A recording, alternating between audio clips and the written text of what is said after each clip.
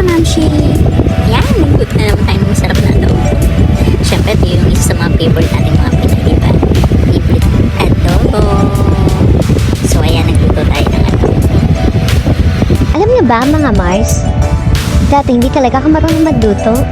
Ayoko na nagluto, nagluluto. Pero ngayon, nakakapagluto. And pag natikman nyo, naku, hindi na kayo uulit. Haha, joke lang. Siyempre, diba? Tikman nyo na lang, guys. Ayan.